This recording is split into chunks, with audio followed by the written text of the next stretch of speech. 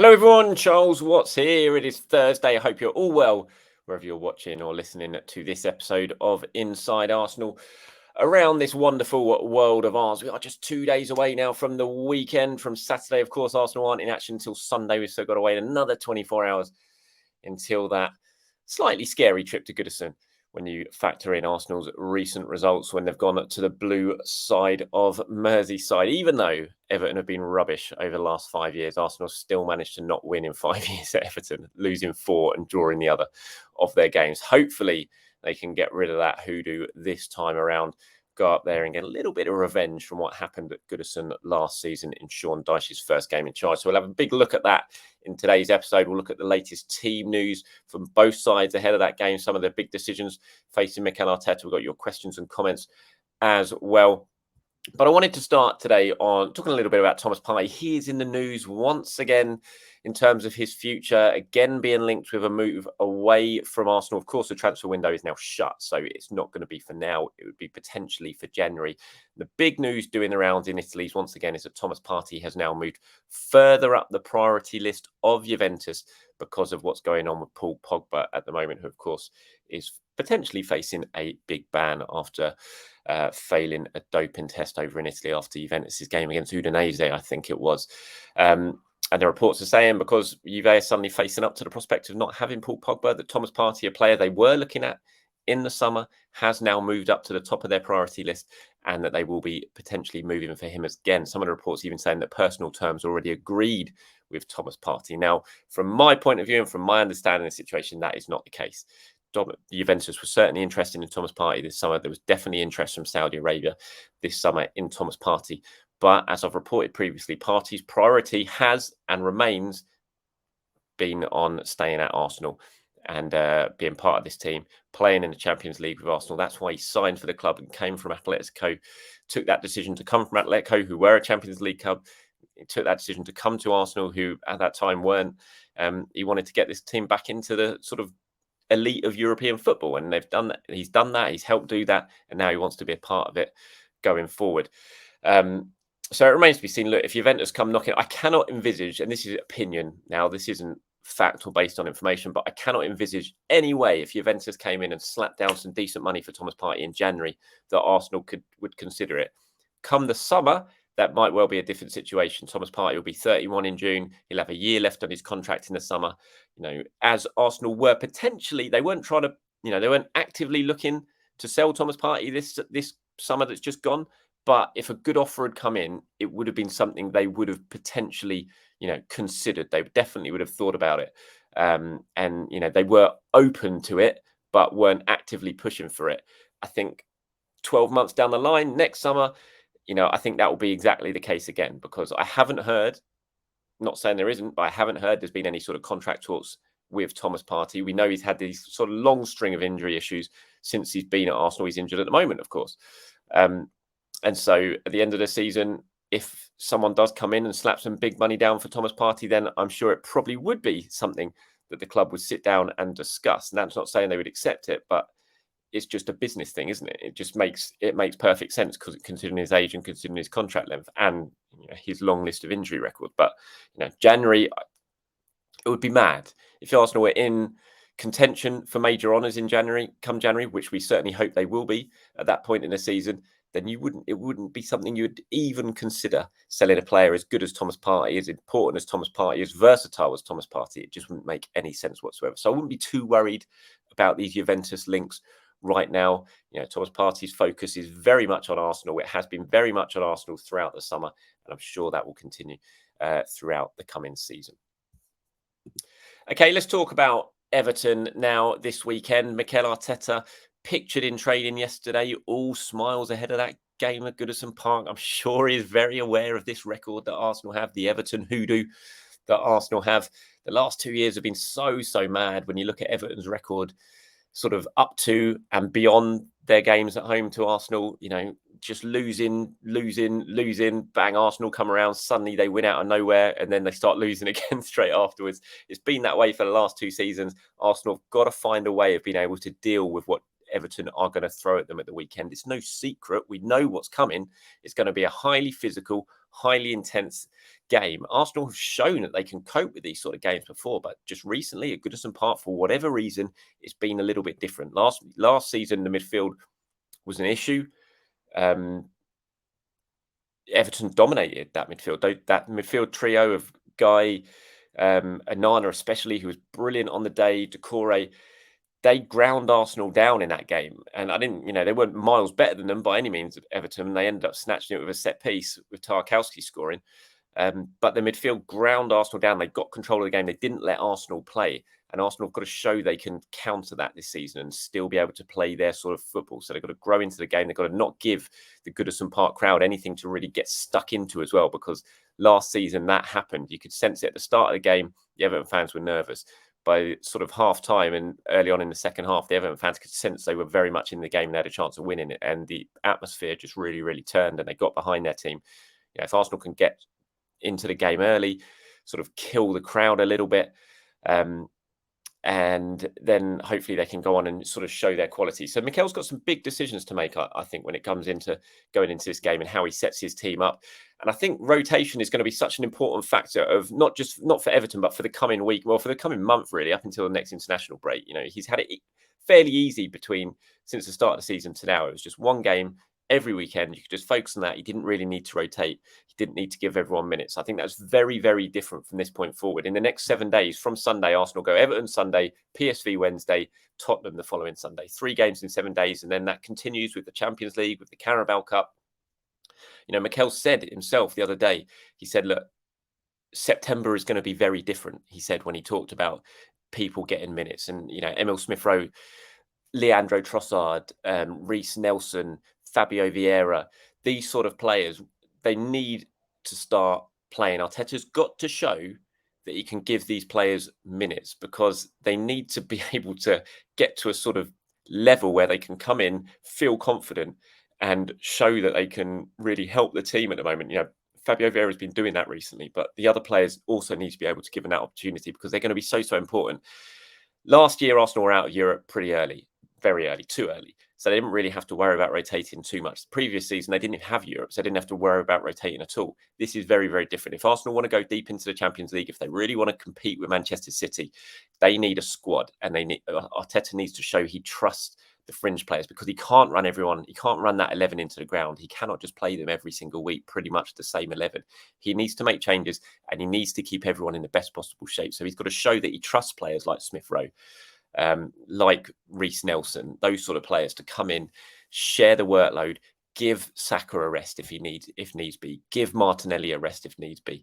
Once Jesus comes back inside, give him a rest, give Declan Rice a rest. So, bring Jorginho in for certain games. You cannot play all the important players week in, week out. Look at what Pep does. Look at how well he balances that and rotates his team when needs be. So it's going to be really interesting, I think, how Mikel sort of manages that squad going forward. I expect at Everton we're going to see pretty much a full strength side. I'll be surprised if he doesn't.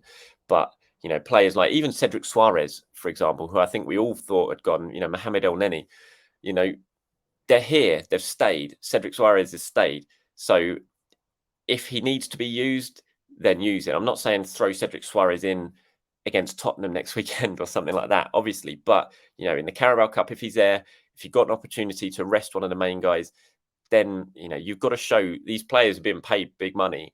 You've got to be able to use them, I think. And it's going to be really interesting. Mikel's not really had to do that for the last couple of seasons.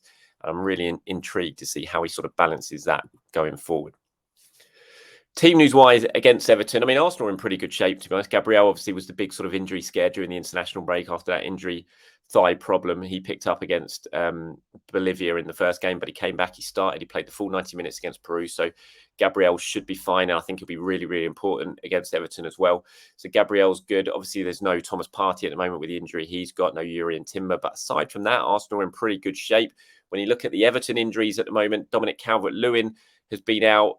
Jack Harrison has been out. I think both of those potentially could be back this weekend. I think certainly Calvert-Lewin has been pictured in training this week, so he's obviously getting closer to playing. Whether he goes straight into the starting 11, I doubt, because they've got Beto now, who's looked a real handful actually. And someone like Gabriel and Saliba are really going to have to be on their best, I think, against Beto. It's going to be his first game at Goodison Park as well. And I think the Everton fans are going to be very excited to see him. And we've seen he's caused defences a fair few problems with him. Pretty, he's a tall, gangly type of guy. He just looks difficult to play against. So it'll be interesting to see. I think Gabriel's going to be really, really important in that. And so, I mean, Everton, they don't look like they're in the way. I think Tarkowski got a knock before the international break, but he should be okay as well. So both teams, I don't think there's any sort of serious injury issues for either team, apart from Arsenal, of course, with the two that we all know about in terms of Thomas Partey and Urian Timber. Okay, let's move on to some of your questions and comments now, shall we? Here's one from Stuart. Stuart says, we should play our best 11 at Goodison, and that includes Saka. We've struggled there and against Dyche physical teams. We can't be changing things too much. We need a win. I agree. I think, and there's been a few of you talking about this in the comments so far. I think, I talk about rotation, the need for rotation. I think it is really, really important. I think this game is so important for Arsenal. A, because of the record Arsenal have got at Goodison. It's terrible. They need to show they can go and win there. I don't think you can make too many changes for this one.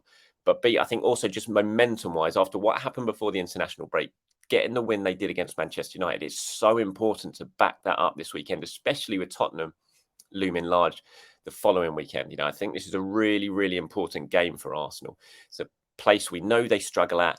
They're going into it on the back of a really good win, even if it was 2 weeks ago, and you just need to back that up and get the win. And so I think you're not going to change too many things here. You've got to factor in how the players are when they come back from the national teams. We, of course, don't know that yet, whether any of them got any niggles, how the Brazilian boys are after that long flight back from South America. They're only going to be coming back today.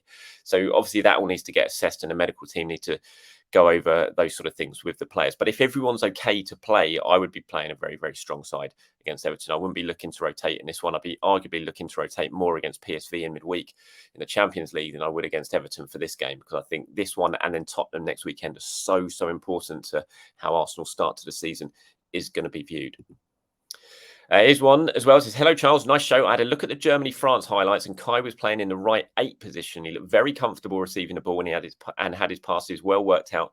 The through ball was a bit special. In rotation, we should play him there to give our captain a rest. If Saka is nursing an Achilles inflammation injury, rest is the only solution. We have the squad to cope with a fortnight off for Saka. Choose any player from Nelson, ESR, Trossard, or Jesus. If it becomes worse, we'll sacrifice our chances of finally winning the European Cup.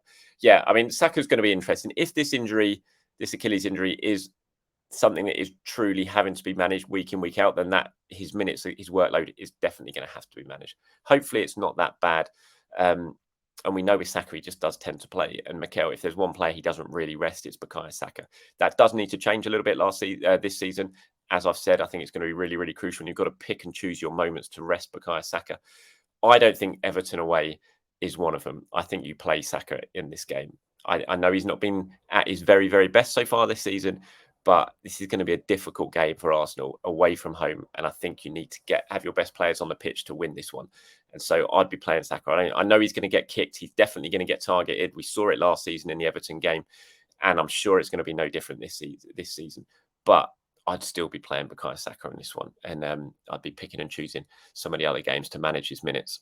And I agree with you on that. It was interesting watching Kai Havertz in that Germany-France game, and the position obviously he's playing more as the left 8 for Arsenal. In that Germany game, when I was watching the sort of highlights that I did and the clips of him that I watched, he was very much popping up in that right 8 position. That's how he set up the goal for Leroy Sané, dropping into space in that right 8 position, turning, driving forward, and then playing a lovely through ball through. And so potentially that is an option when you're looking to rest Odegaard. But I still think kind of that's where I see Fabio Vieira's role. I think when I look at Vieira, even though he's left-footed, I still think that sort of right 8 role is kind of best for him rather than left 8 role. But he's certainly not been doing bad in that position when he's come on there either. Here's one from Aaron. He says, hi, Charles. In Arsenal's PL squad, Martinelli isn't marked as homegrown. Shouldn't he be homegrown as he arrived at Arsenal 18 and has been with us for the last 4 years? He is marked as homegrown. If you can see this, if you watch it on YouTube, you can see the list of players in Arsenal's 25-man squad, which was submitted to the Premier League yesterday, and the ones with an asterisk next to their name are homegrown, and Martinelli is one of them because he's been at the club for more than 3 years. It doesn't matter where you're from. If you've been at the club and you're under 21, then you are marked as homegrown, and that's why he is one, and William Saliba is as well. So that's how they got around him. So yeah, on that, Aaron, he actually is marked as homegrown, so there's nothing really to worry about on that one. And here's one from Gooner72, looking ahead to the Everton game. He says, Gabriel must start for us. If there's one player who can give it to Everton physically, it's Gabriel. He's a tough defender to come up against. He can do the bad cop role in defence and he won't ever back down from a physical battle. I agree 100%. Gabriel has to start for me at Goodison Park. I talked about Beto and the way he has looked in his couple of appearances so far for Everton. I was watching the Doncaster game, admittedly against Doncaster, but I was watching that game. And Doncaster were 1-0 up with about 20 minutes to go, and Beto came on and he completely changed it. They didn't have a clue how to deal with him. He was so physical. He was so, runs. He got such a big stride. He was really hard. He was fast because of that big stride of his. And he just caused them all sorts of problems. It looked like he did against Sheffield United as well in the Premier League last time. And this will be his first appearance at Goodison. He's very much going to be up for it. He's already a bit of a sort of fan favourite after those 2 away performances. So the Goodison crowd are going to be really backing him on that game on Sunday. It's a 4:30 p.m. kickoff as well. It'll be under the lights by the end of the game. And you just know what's coming at Goodison Park. And if there's one defender I want in our Arsenal team to cope with all of those things that I've just mentioned, it's Gabriel. I think he's vitally important in both boxes as well, not just in the Arsenal box when defending the set pieces that are going to come Arsenal's way. It's how Arsenal came unstuck last season was from a set piece goal. So we know what Everton are going to do. We know their strengths. And Gabriel's perfect for that. But he can also pop up at the other end, cause problems, whether he's scoring from a set piece or he's causing problems from a set piece. Look at Declan Rice's winner against Manchester United before the international break. That was Man United was so focused. Johnny Evans was so focused on Gabriel that allowed Declan Rice to get the space that he got to end up scoring the winning goal. So he's absolutely essential. He's coming off the back of 2 games for Brazil. His confidence will be sky high. Hopefully that injury, whatever it was, the thigh problem he picked up in the first game, he's not had any sort of ill effects from that. And he's come back to London Colney today and he's fully fit. And if he is, then 100% Gooner 72. I agree with you. He starts for me along right side, William Saliba.